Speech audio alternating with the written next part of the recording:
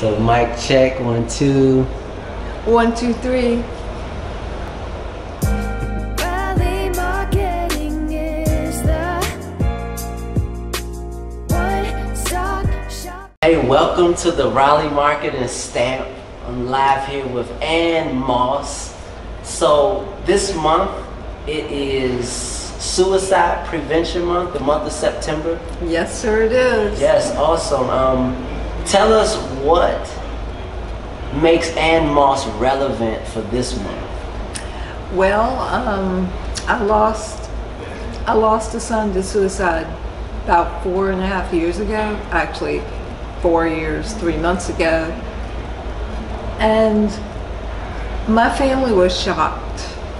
We had no idea that our son had thoughts of suicide, and when he completed his suicide and we got the news, I really would love to spare any family of that grief journey. So what I recognized is that I needed to drag this subject into the spotlight and get people talking about it using personal stories. And so I started a blog called Emotionally Naked, and I do a lot of public speaking on the subject of suicide, because if you're educated, you know what to do, you know to listen to people, and you can understand it better. And understanding and education prevents suicide. So how old was your son when he died? Yeah, when he passed on. And you can say died, that's okay. For some reason the word passed on, I don't know. I understand why people use it. He was 20 years old, and it was June 5th, 2015 when he died. He was going through withdrawal from a heroin addiction, and that's when he took his life. Okay. And we were unaware that he was addicted to heroin until the last 30 days of his life. Wow.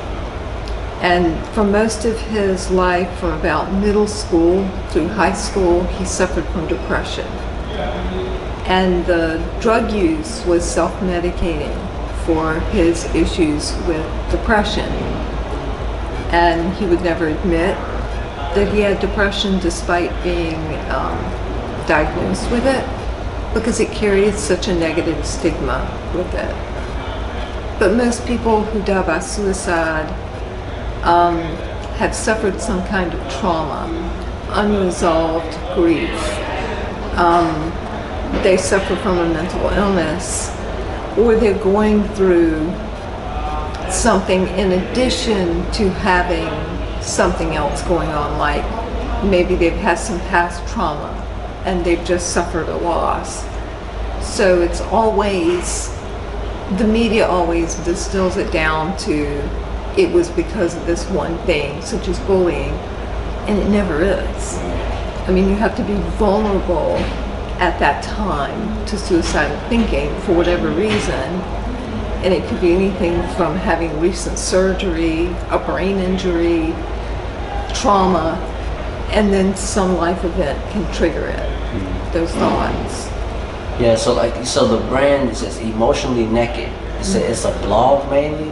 It's a blog, it's a brand, and I kind of call myself the Emotionally Naked speaker, because when I speak to audiences about this subject, I'm using my personal story, and I am telling you the mistakes I made, I'm telling you the things that I did right, but it's very emotionally naked. And I think that the first time I did it, when I wrote a newspaper article, that's how I felt. I felt emotionally naked, stripped of everything, standing on an island by myself. I felt very vulnerable and isolated, and it was risky. You know, it could have, I kept thinking I'm going to lose my friends, my family is going to be embarrassed, you know, my business partner's not going to want to have anything to do with me, my clients are all going to walk out. And then I just had to say, your son died, and you didn't know that he had the signs of suicide. They were obvious, and they weren't obvious to me because I didn't know what they were. And now I do, and I want people to know before it happens, because none of us think it's going to happen to us. Yeah. I mean, we were a normal family. I mean, we baked cakes, we went to theme parks, we went to the park, we read to our children, we went to the beach. Yeah. We had dinner together. You know, to us, oh no, this could never happen to us. This happens to other families. And that's just not the case. It cuts across all socioeconomic classes, all races. It doesn't discriminate at all. It's very profound. Well, thank you. So where can we find Ann Moss next? I am speaking at Recovery Fest on Saturday, September 7th. And then a week from then, I'm speaking at a neurological summit of primary care physicians at HCA Hospital. Then the Out of the Darkness Walk in Newport News, Virginia. And then Virginia State University, I'm doing, I tell my story, and we also talk about coping strategies. And I usually focus there on trying to create a culture of connection to prevent suicide and minimize substance misuse. Because I think connection is the antidote to suicide. I mean, lots of times just sitting there and listening to somebody and saying, tell me more, can prevent a suicide. Yeah, so if anyone wants to book you as a speaker or reach out to you, is there a best way at this time? Email you want to share? Well, you just go to annmossrogers.com, and I've got my videos up there. I've got some programs that I do, and I got a biography and pictures and logos of where I've spoken before. Oh, so are you a TED Talk speaker as well? I am, and have a TEDx, and I would greatly appreciate people listening and sharing and commenting on that. I speak to the topic of marketing on the subject of suicide. So how have I used my skills as a digital marketing professional to prevent suicide? And it's very different from pretty much any TED Talk you've ever heard. Awesome. Are you an author now? I am. I'm an author now. I got my first copy of my book yesterday. It's called Diary of a Broken Mind, A Mother's Story, A Son's Suicide, and the Haunting Lyrics He Left Behind. So it's our relatable story of the before, during, and after that led to my son's suicide. And I've also included a lot of his lyrics that he wrote in kind of a hip-hop rhyme scheme. And it really gives us insight into what the sufferer is feeling, so you get my perspective and you get his perspective of how he felt. And it offers a little bit more depth to the story, so every other chapter are his lyrics. And it was a real labor of love. October 1st is when it comes out, and I hope you buy one. Is it self-published, or is it with a certain company? It's a traditional published. So I went the traditional route, Beach Glass Books, and the launch party is at Fountain Bookstore in Richmond, Virginia. Wow. So, and everybody can get their advance copy from Fountain Bookstore. Wow, congratulations. Well, thank you. So we don't want to say committed suicide. That phrase with the committed word is from the 1600s, when it was actually a crime to kill yourself. And you're like, well, how can, you can't charge somebody to put them in jail. Well, what they would do is that they would shun the family afterwards. They would not allow them to bury their loved one in a cemetery And sometimes they would charge the family a fine because it was recognized back in the 1600s as a crime. So that phrase has carried through centuries. It is not a crime, it is a public health issue. So people die by suicide. He killed himself is appropriate language. He took his life, but committed and the word suicide should not be used together because it's not a crime. Some of the things that we don't want to say to somebody who's thinking of suicide is things like, you have so much to live for. Because right away what you're doing when you say that is that you're saying you're invalidating their feelings and you're trying to fix it. Like, what you're saying is making me uncomfortable, I want to fix it, therefore I'm going to say this because you do have this great future and you're just not seeing it. But it's not possible for a person in an irrational state of mind to be able to see that. And you need to just sit and listen to them. And it's tough because they're in a mode of self-loathing. So it's kind of like they go from being down here and then the intensity picks up and it's really intense right here. And they really want to complete it because the emotional pain is so awful here that it just seems unbearable. The world would be better off without me. And then it subsides a little bit into some ambivalence. So it still hurts, but they're like, I don't want to die.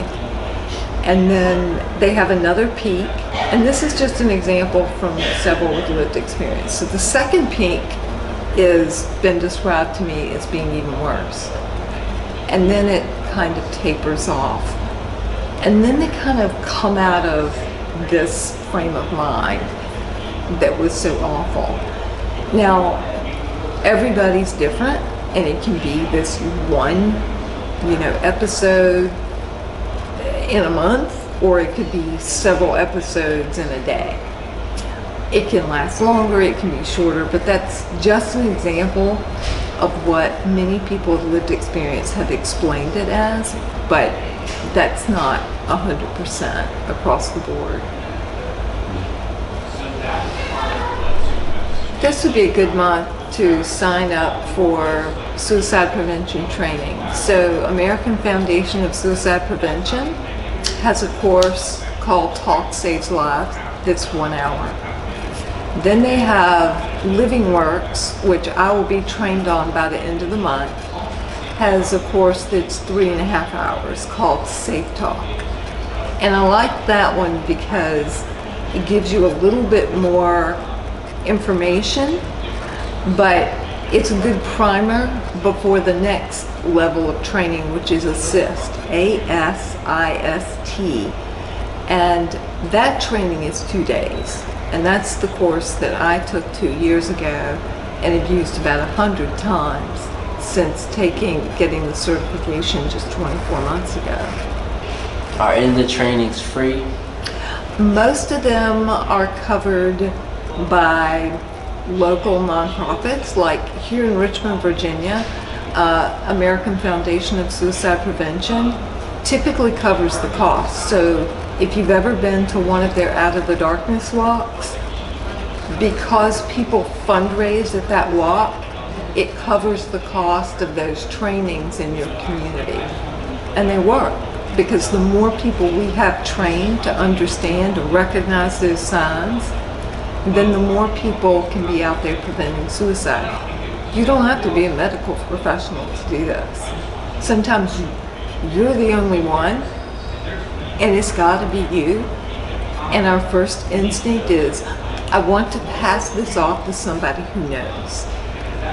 And that's why I tell everyone, that's why the first and only thing, if you can remember nothing else, it is just listen.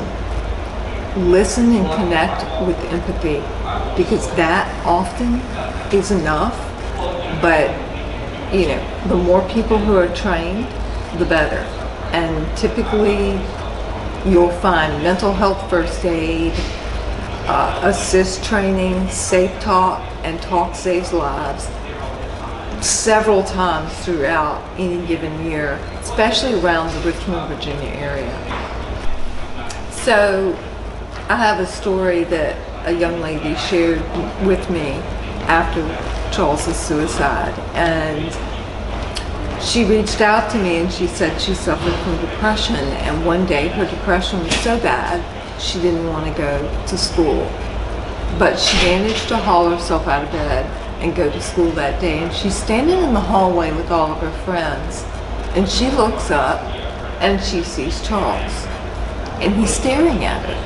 And she said, "Mrs. Rogers, everybody knew Charles, so I know who he was, but I didn't know he knew who I was." And she said within like 5 seconds, he was standing like straight in front of her and broke out into a rap song he made up on the spot for her, also called freestyling. And she said at first, her friends were kind of stunned, and then they died laughing. And she said of all the things that, people have done, I will never forget that. And I think as funny and as talented as my son was, his greatest gift was letting other people know they matter. And he hugged her and he walked down the hallway, but before he did, he said, "Pretty girl, she looked so sad." And that's really the legacy that I'm carrying forward in my son's name. Right.